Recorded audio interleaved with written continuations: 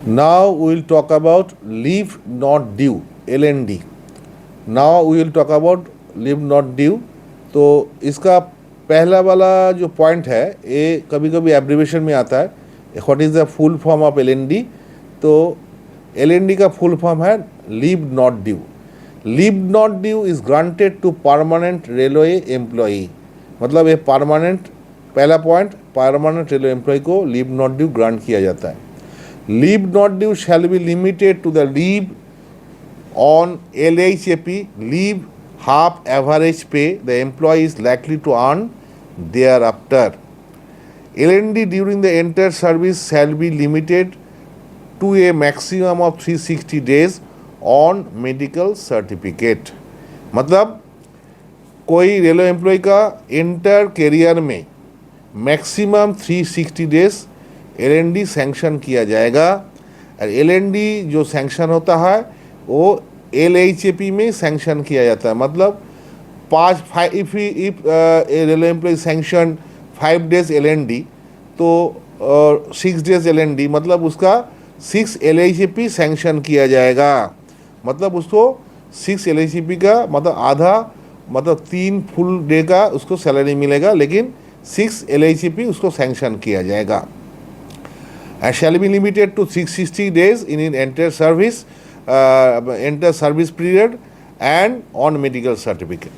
LND shall be debited against the LHAP is likely to earn. मतलब अगर कोई railway employ के पास LHAP नहीं है लेकिन उसको LND सैंक्शन किया जाता है विद द एप्रीहेंशन जो फ्यूचर में वो LHAP जो अर्न करेगा वो LHAP से इसको एडजस्ट किया जाएगा.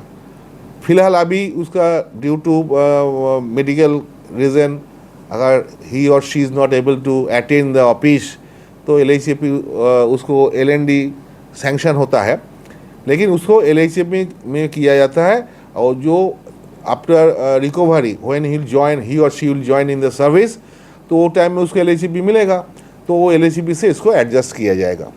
When the railway employee who has been granted LND resign from service or at his request permitted to retire voluntarily without returning to duty, the LND shall be cancelled, his resignation or retirement taking effect from the date on which such leave has commenced and leave salary subsequently. है इसको मतलब क्या है? कोई किसी को LND हम sanction हुआ है, लेकिन ड्यू टू मेडिकल रीज़न और वीकनेस और सम अदर उन्होंने he can not continue his service, physical इतना इल हो गया, he is not able to continue, तो उन्होंने रिक्वेस्ट की है एडमिशन को जहाँ हमको वॉलंटरी रिटायरमेंट दिया जाए. इन दैट केस जो LND उसको सैंक्शन किया था हम लोग पहले, तो from that day the sanctioning जो डेट से LND सैंक्शन हुआ था वो डेट से उसको रिटायरमेंट इफेक्ट दिया जाएगा. एंड इसके लिए उसका जो लीव अगेंस्ट में जो तनख्वाह मिले थे, सैलरी मिले थे, that will be recovered subsequently. ये LND का नियम है. लेकिन in the case of retirement is compulsory thrust upon him से reason of ill health irrespective the railway servant further service, or if he is required compulsory retirement rendering 30-year service, or in the event of death no leave salary shall be recovered. अगर ऐसा है मतलब compulsory retirement thrust अपन उसके ऊपर में आरोपित किया जाता है due to ill health irrespective of the railway servant further service, incapacitating the railway servant further service, मतलब उसको क्षमता नहीं है, करना नहीं पाएगा, तो उसको क्या किया जाए. और कंपल्सरी रिटायरमेंट एडमिनिस्ट्रेशन ने उसको कंपल्सरी रिटायरमेंट दे दिया है वो, बट उसको 30 ईयर्स का सर्विस हो गया है. इन दैट इवेंट और डेथ हो गया, मतलब LND सैंक्शन हुआ था, उसके बाद सब्सिक्वेंटली उसको LHAP अर्न करने का पहले उसका डेथ हो गया, तो in that case on humanity ground no leave salary shall be recovered. तो वो जो LND में जो उसको मिला था उसको वो लीव सैलरी उसको नहीं मिलेगा, मतलब उसको कैंसिल नहीं किया जाएगा, वो लीव सैलरी पूरा दिया जाएगा.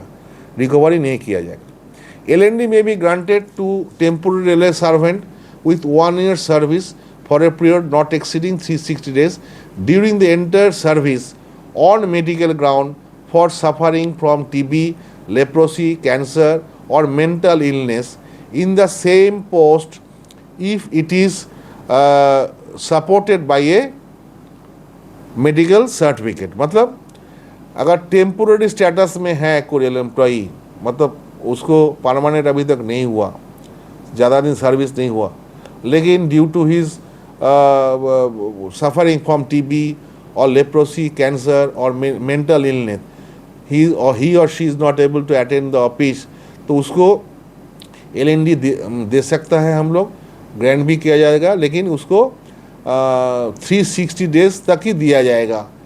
तो जैसे and that has to be, वो अगर बोलने से नहीं होगा, ओनली एप्लीकेशन करने से नहीं होगा, that has to be supported by medical certificate from a reputed और ऑथोराइज मेडिकल प्रैक्टिशनर।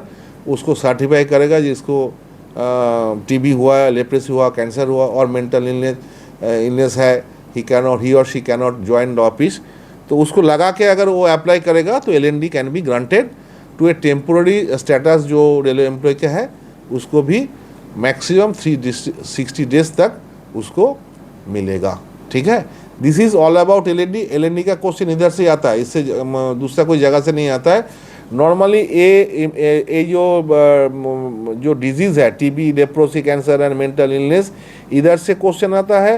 एंड ये पहले वाला जो पॉइंट है, मतलब ये जो कंपलसरी अगर रिटायरमेंट हुआ तो ये सब जगह से क्वेश्चन आता है, जो कौन रीज़न में के लिए अगर सैलरी उसको काटा जाएगा कि नहीं जाएगा, रिटायरमेंट अगर उन्होंने खुद मांगेगा रिटायरमेंट, नहीं ज्वाइन करना चाहता तब उसको क्या किया जाए, LND कब से चालू होगा, कब से लागू किया जाएगा। With that case these are the points. A question और ए पहला ए वाला क्वेश्चन, ये मैक्सिमम कितना दिन on medical count LND sanction हो सकता है, ये तीनों चारों जो क्वेश्चन है इसमें से LND में क्वेश्चन आता है।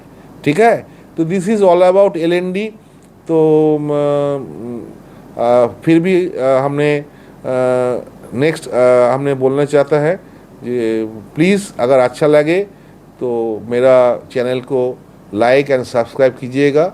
And another railway factories act के ऊपर में भी हमारा नेक्स्ट ये आ रहा है, MCQ आ रहा है। एंड मैकेनिकल विंग डिफरेंट जैसे LHB वागन्स, न्यूली बिल्ट वागन, अभी जो इंडिया रेल में जो नया वागन आया है उसका बारे में पूरा जानकारी। एंड डिवीज़न के ऊपर में, आपका वर्कशॉप के ऊपर में, आपका डिफरेंट कॉर्नर जहाँ से क्वेश्चन आता है, LDC 30%, 70%, covering all points, all syllabus हम कवर करके डिफरेंट वीडियो हम MCQ ऊपर में देंगे।